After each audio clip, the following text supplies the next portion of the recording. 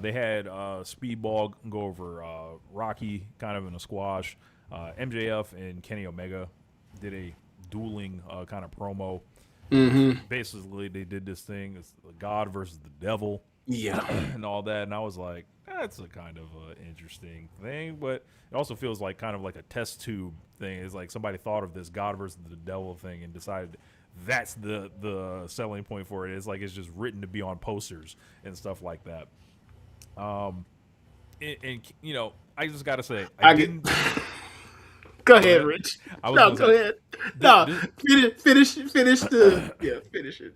Yeah, I was gonna say, Kenny did most of the talking here. I don't think what he said, you know, was bad or anything. I just didn't feel the energy, and it was just like, you know, maybe it's just week one, but the thing is, they don't got that many weeks to really, you know, they only got 2 more shows left. Right, they don't really got, you know, all the time to, you know, really build it up like that. So, you know, if MJF beats Kenny Omega, I think, you know, how we all kind of freaked out last year after Dynasty, I would say prepare for part 2 there. There was nothing that sold me on Kenny Omega is about to, like, end this shit, but I could be wrong. Never know. So,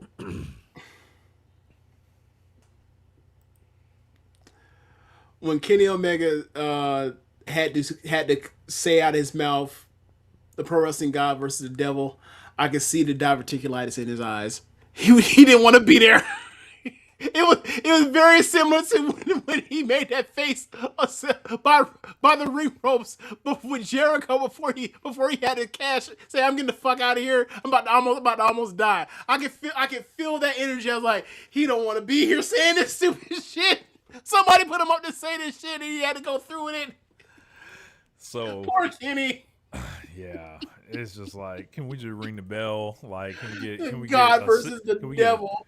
I was like, can we just sit down? Look, I hack wrote that. I'm sorry, I hack wrote that. I ain't gonna say no names, but I hack wrote that.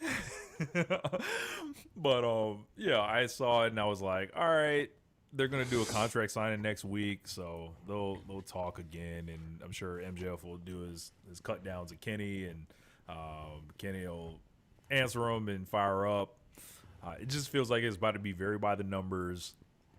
It feels like, okay, you know, this is James. Did you know this is the first time Kenny Omega will ever challenge for the world title on pay-per-view? Okay, so let's see. What was his first title shot? Was it Winter is Coming? Moxley. Okay, so that was TV. And then the other time would be what, MJF last year or 2 years ago? Yep. Okay. Yeah. Amazing. Talk about time wasted. So it's called All Elite Wrestling.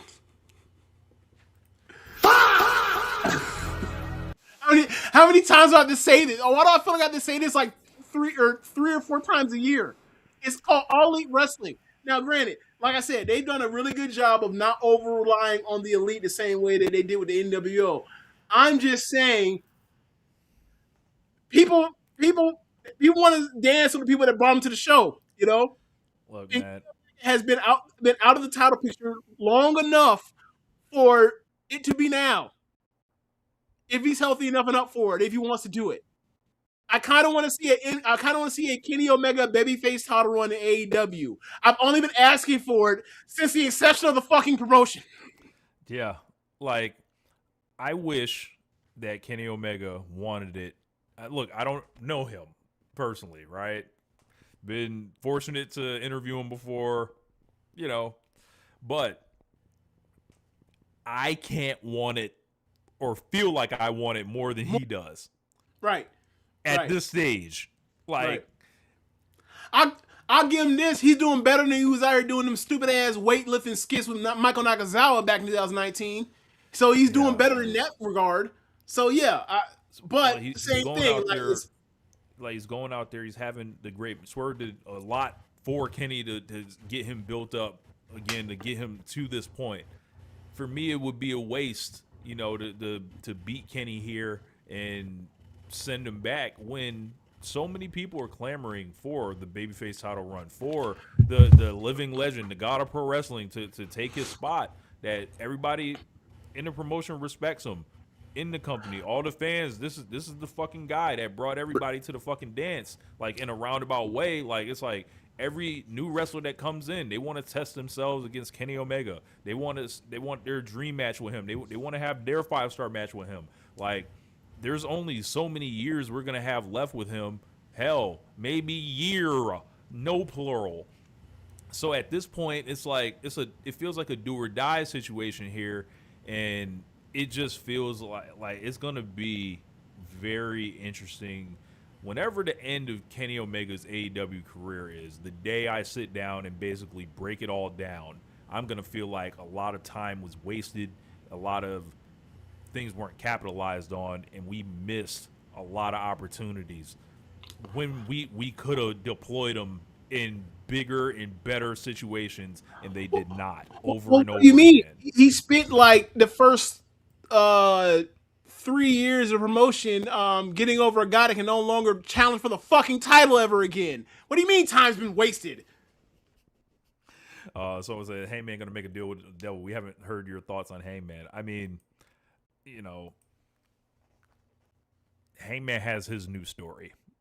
Those are my thoughts on it.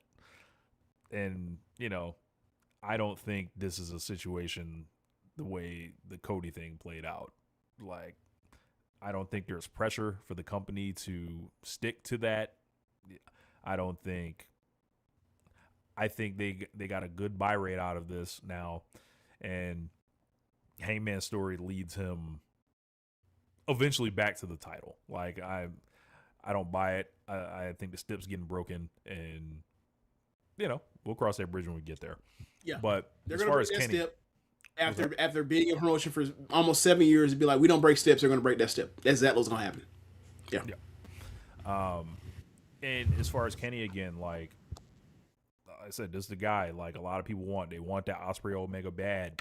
And even then, in that case, that would be in service of Will. I think people just want Kenny to be displayed on that stage and treated like the legend that we all see him as, not behind Adam Copeland, not behind various insert a motherfucker from WWE. And it's like, the last time he was able to go to Wembley, he was in a fucking 6-man tag. Do you remember that whole thing, James? And it was like, he didn't get no singles match, and it was just like, how do you do this? And if he's not the champion going into it, fine. You better find something good for him. Like, and I don't know. It just feels like we're at a crossroads here. I think that it's like you see the final goal. You're finally getting a shot. Like, we all wanted them to get the shot. Are we here or not? And I think they better, as a company, they better learn to assess the situation, look at it from all angles, make the best decision for your business. If you feel like, not switching it up, going with MJF all the way is take you there. You can't argue with the metrics right now and all the stuff that's telling you to do that. You can't argue with it. Yeah. Until you get to the point where it's like, all right, we already done we already done Ospreay and MJF in Wembley Stadium. We're gonna do it again. It's a tough sell. As a fly-in event, do you think more people are flying in for MJF and Will Ospreay, or Kenny Omega and Will Ospreay? Yeah. Just first gut reaction. What do you think?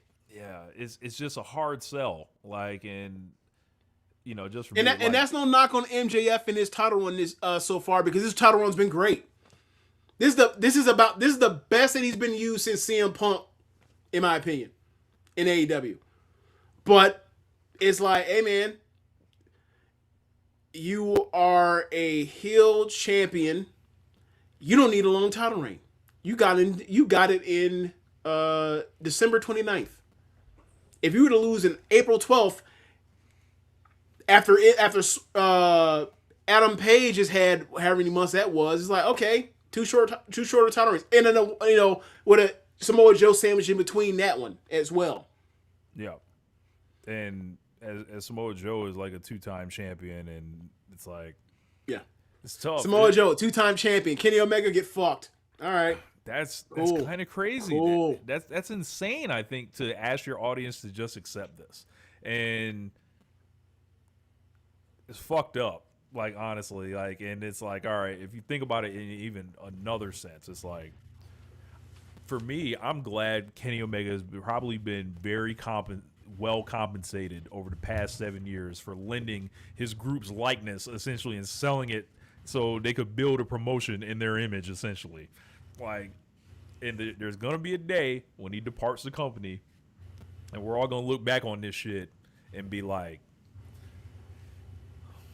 why? Like, there's just gonna be so many questions. I think This is not optimized. We look. Kenny Omega, Danielson, were either of these guys when they were, the best wrestlers in the promotion, were either of these guys put in those positions to have, I mean, Omega as a heel, but like, hey, people are tuning in because they want to cheer for Kenny Omega. People are tuning in because they want to cheer for Bryan Danielson. And it's like, okay, we'll give Danielson basically 2 months, 3 months. No, 2 months. All right. Kenny Omega, nah, man. You had a nice run in 2021, but we're done with you. While you're still maybe the best wrestler in the world. That's fucking dumb. Oh, and also, Adam Page in his situation where we're gonna have him out the title picture for months or maybe years until we piss people off with him breaking rules in a promotion that doesn't break rules or steps. Okay, cool, man. All right. Y'all haven't sent. And I'm not talking about this to say, I'm not saying this to talk down on MJF. MJF's doing great. I'm talking about just in general, like some of these missteps. We have not maximized the Kenny Omega experience. We have not optimized the Hangman Adam Page experience. We have not optimized the Bryan Danielson experience when we had him. And Danielson's now fucking ringside doing commentary now.